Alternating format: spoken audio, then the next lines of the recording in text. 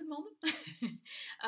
Alors aujourd'hui ça va être une vidéo à l'intérieur de la véranda. C'est parti pour un petit tour de ma petite véranda de, on va dire, je crois qu'elle fait 18 mètres carrés, quelque chose comme ça. On y va.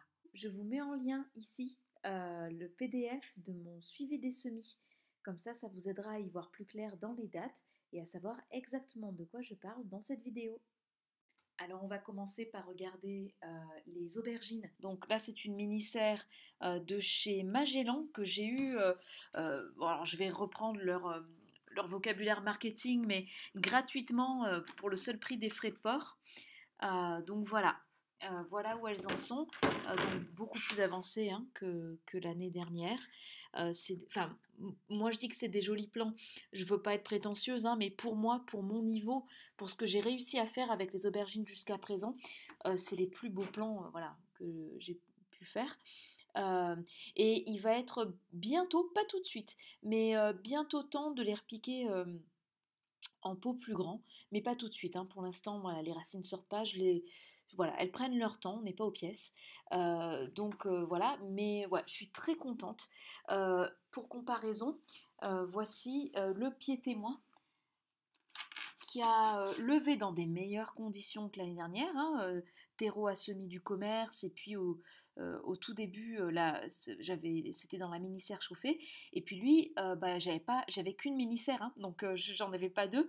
Du coup, bah, les poivrons, il y a moins d'enjeux pour moi, donc je les ai sortis de la mini-serre, j'ai privilégié les aubergines, et j'ai gardé un pied témoin. Alors à sa décharge, c'était un pied qui était moins joli que les autres, mais je me suis dit que j'allais le prendre comme témoin. Il pousse mieux que l'année dernière, il a eu un meilleur démarrage, mais voilà, il est quand même moins joli. Et puis là, vous avez les plants de poivrons que je rentre le soir dans la maison, mais qui eux ne sont pas couverts parce que c'est pareil, je suis à court de mini-serre, même non chauffée. Et puis bon, ben voilà, les poivrons, moins d'enjeux pour moi, ça me dérange moins de les malmener. Après, ils sont pas super malmenés non plus, hein, ça va, ils ont quand même une belle vie là. Donc voilà, voilà ma table à semis. Alors en bas, vu qu'il supporte un petit peu plus l'ombre, j'ai mis les godets de persil. Voilà, donc ça c'est le persil que j'ai semé. Donc c'est du géant d'Italie. Donc voilà, il a été semé, je vois, oh, c'est en février le persil, je vois que c'était février, je vous mets la date exacte. Et puis là, c'est mes semis de soucis, dont un très beau plan. Il y en a un seul qui est vraiment grand déjà. Tous les autres sont tout petits. Tous les autres en fait avaient pris le gel. Celui-là n'a pas pris le gel, il était sous bâche. Il y a une nuit où il a dû geler et je m'en suis pas aperçue en mars. Et les autres, bah, vous voyez, je sais pas si je vous avais déjà montré, je l'avais constaté en direct, les cotylédons avaient brûlé à cause du gel. Eh bien, ils repartent, mais ils ont quand même pris un coup dur, hein. Ils sont moins beaux. Ici, eh ben, j'ai les poireaux hein, qui sont toujours, je trouve, très beaux. Voilà, très beaux poireaux. J'en ai beaucoup, hein, plusieurs dizaines là. Et puis bon, bah, les oignons, c'était l'essai de cette année. Je n'ai semé qu'une trentaine de graines, hein, donc c'est normal qu'il n'y en ait pas beaucoup qui est levé. La bourrache maintenant. Alors la bourrache, j'ai eu un petit problème. Je l'ai semée à la base début mars et rien n'avait levé. J'étais très surprise parce que j'avais pas noté que la bourrache c'était difficile. Eh bien, c'était les graines du petit semencier à qui je les achète. Je les avais achetées l'année dernière. Aucune n'a levé. Alors l'année dernière, moi j'ai récupéré mes graines de bourrache. Mais pour le premier semis, je me suis dit, bah, je suis débutante. Bon allez, je vais peut-être pas prendre le risque. Je vais assurer. Je vais prendre d'abord les graines du semencier. Alors j'attaque pas du tout le semencier ou quoi, mais pour une raison que j'ignore, elles n'ont pas levé. J'ai refait un deuxième semis et regardez, j'ai fait un test, même condition, même date de semis, et bah, celles du semencier n'ont pas du tout levé, donc je pense que les graines, bah, c'est mort, quoi, parce que ça fait deux semis à 0% de germination, et les miennes, regardez comme elles sont belles. Donc du coup, c'est un semis là, qui date, un deuxième semis, ce que j'appelle un semis de rattrapage en fait, pas un deuxième semis. Je devais faire un semis unique début mars, et là je me suis vite rattrapée, le 19 mars, et je les ai repiqués hier, 2 avril, parce que la bourrache, ça vous fait des très gros, des très grosses plantules. Voilà, donc elles vont grandir un petit peu en godet, puis je les repiquerai plus tard. directement en pleine terre. Ensuite, eh ben, il y a les blettes. Alors les blettes, il y a des blettes à cartes blanches et des blettes à cartes multicolores que j'ai faites. J'avais 2 sachets, donc j'ai fait un peu des deux. Je préfère largement le goût des blettes à cartes multicolores. Ça, c'est mon deuxième semis. Donc c'est le semis de mars de laitue. Donc là, c'est de la Sierra. J'avais suivi le conseil de Jaco et Lily. Je me suis dit, allez, je vais pas faire que 2 variétés, une pour le printemps, une pour l'hiver. J'ai acheté un sachet de graines Syrah. C'est une variété dont j'avais jamais entendu parler parce que je suis pas très, voilà, je suis débutante, donc pour moi c'était nouveau. Et puis c'était joli, elles ont des feuilles un petit peu rouges. Et puis j'adore les batavias. J'adore ce côté gaufré, croustillant. J'aime beaucoup les batavias. Donc voilà, ça lève tranquillement. Deuxième semis, je voulais faire un semis unique de blettes. Donc là, c'est un semis qui date du 25 mars, qui a mis longtemps à lever, mais qui lève. Et c'est des blettes à cartes multicolores parce que j'en voulais vraiment plus. On les adore. Et l'année dernière, on avait été un peu frustrés parce que c'était un essai. On avait tellement aimé avoir des blettes en été, faire des tartes et tout. Cette année, je me suis dit, allez, je laisse la place. Je vais faire salade et blettes dans les bacs potagers, dans celui-là en l'occurrence. Et je veux du turnover. J'en mettrai en pleine terre. Et j'aimerais bien faire un pied. Je prendrai un beau plan et j'essaierai de le mener jusqu'à la montaison. Je le mettrai dans son coin, lui. Voilà, il me prendra une place, tant pis. Mais je voudrais qu'il monte à graines. J'essaierai pour pouvoir récupérer mes propres graines de blettes à cartes multicolores. Parce que c'est vraiment délicieux. Ensuite, les tomates. Et ben, vous voyez, là, j'ai 3 mini-serres de tomates en cours. Je vous en montre un, pas besoin de vous montrer les 3.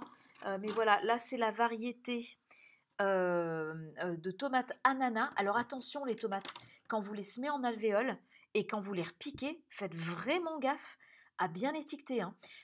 Parce que autant quand elles vont grandir, vos tomates, les variétés en fait, quand vous commencez avec même un tout petit peu d'expérience, vous vous rendez compte que vos variétés, elles n'ont pas tout à fait les mêmes feuilles. C'est des feuilles de tomates, sauf pour la variété ananas, sur le sachet, il est stipulé à feuilles de pommes de terre. Donc je suis très curieuse parce que je sais que ces plants de variété ananas, elles vont avoir des feuilles très différentes. C'est marqué sur le sachet, hein, donc voilà, donc on va voir. Mais par exemple, là vous voyez, dans les godets noirs, donc j'essaie d'utiliser un code couleur en plus pour être sûr de ne pas me planter. Dans les godets noirs, c'est de la variété de tomates cerises poire jaune. Et je sais que leurs feuilles sont un petit peu plus dentelées que mes autres variétés et plus sombres aussi. C'est un vert qui est plus sombre. Donc après, moi, quand j'ai mes plants au dernier piquage avant plantation, donc là, je les ai semées en alvéole, elles ont été repiquées en petits godets de 7, je vais les repiquer en petits pots et après je les repiquerai en pleine terre. Donc il y a triple repiquage en comptant la plantation et à chaque étape il faut vraiment faire gaffe, être concentré. Moi quand j'ai le petit qui me court entre les pattes par exemple, j'évite de m'occuper de mes tomates. C'est trop facile de vous planter. C'est pas très grave, mais bon, moi, bah voilà, les tomates cerises, il y en a pas mal que je vais mettre en très grand pot. Au final, je vais faire des cultures en pot pour les premiers semis. Et ben, si je mets une cœur de bœuf dans un pot, bah, c'est dommage parce que mon plant de cœur de bœuf, il va pas beaucoup donner du coup. Donc voilà. Et puis les cœurs de bœuf, elles sont là-dedans. Et puis j'ai de la variété Anarus. J'ai de la variété Anarus, excusez-moi, et une variété de tomates rondes, joie de la table.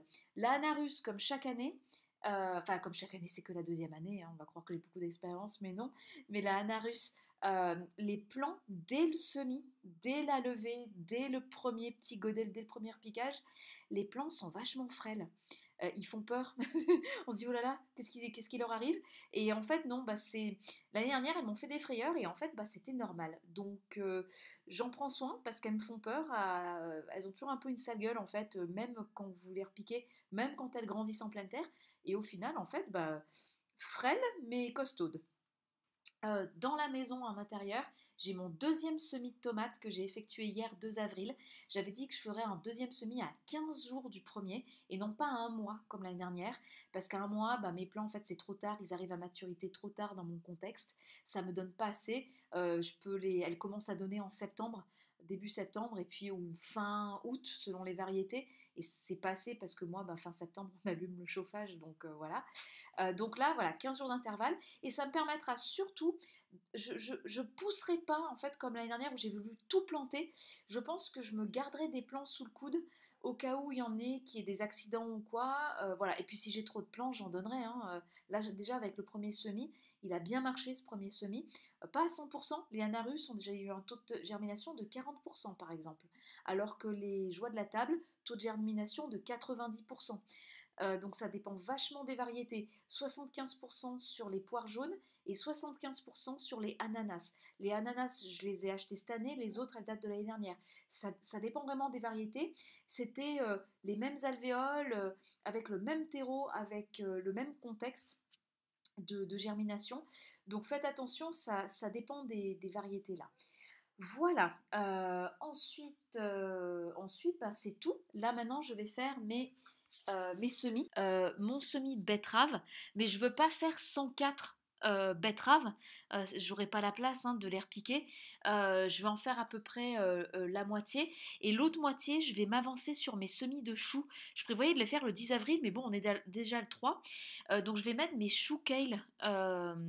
Ici, c'est la première année que j'en fais, mais je veux retenter les choux. Pourquoi est-ce que je mets pas? Parce que j'ai aussi des semis de basilic, de coriandre, de cresson aliénois à faire. Pourquoi est-ce que je ne les mets pas là-dedans? Eh bien parce que cette plaque, elle peut rester dans la véranda pour les betteraves. Par contre, mon basilic, il a besoin d'une vingtaine de degrés. Pareil pour la coriandre, pareil pour le cresson aliénois. Donc, si je garde ça dans la véranda pour pas que mes betteraves aient trop chaud, ou juste parce que mes betteraves n'ont pas besoin de chaleur, eh ben l'autre moitié de mon truc, avec le basilic dedans, il va avoir besoin de chaleur. Donc moi, personnellement, en tant que débutante, les plaques d'alvéoles avec différentes cultures dedans, mais des cultures avec des besoins de germination différents, j'ai fait ça l'année dernière très naïvement en me disant, bah allez, je prends ma plaque. Ça n'avait pas marché parce que vous finissez toujours par sacrifier une culture en termes de conditions de germination. Après, bien sûr, Jaco et Lily, par exemple, d'après ce que j'ai compris, hein, ils coupent leurs plaques, ils les scient proprement pour avoir, voilà. Bon, après, moi, c'est une question de place aussi. C'est pratique pour moi d'avoir une grande plaque. Donc, je vais faire comme ça. On est le 3 avril, par rapport au 10 avril. Je peux bien faire mon semis de choux maintenant. Et puis, pour le basilic, voilà, là, je ne les ai pas semés encore, hein, j'ai juste préparé mes godets. Là, 3 godets noirs avec mon semis de coriandre à la volée dedans. C'est des grands godets que j'ai pris.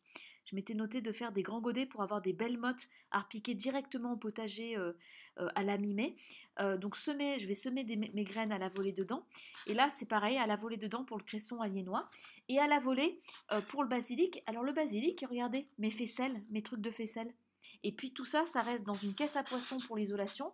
Je vais mettre une vitre par-dessus et je vais y faire lever à l'intérieur de la maison, près d'un chauffage. Donc 3 gros godets de coriandre, un gros godet de cresson aliénois. J'en ai pas besoin de plus. Le cresson aliénois, j'agrémente mes salades avec. Je mets de la mélisse et du cresson aliénois dans mes salades vertes avec un petit peu d'huile d'olive, vinaigre balsamique, c'est super bon. Et puis voilà. Et voilà. Excusez-moi, j'improvise, hein, mais je vais vous parler de mes graines maintenant. Donc les graines, je vous les montre. Donc voilà, le basilic, cette année, je tente le basilic pourpre.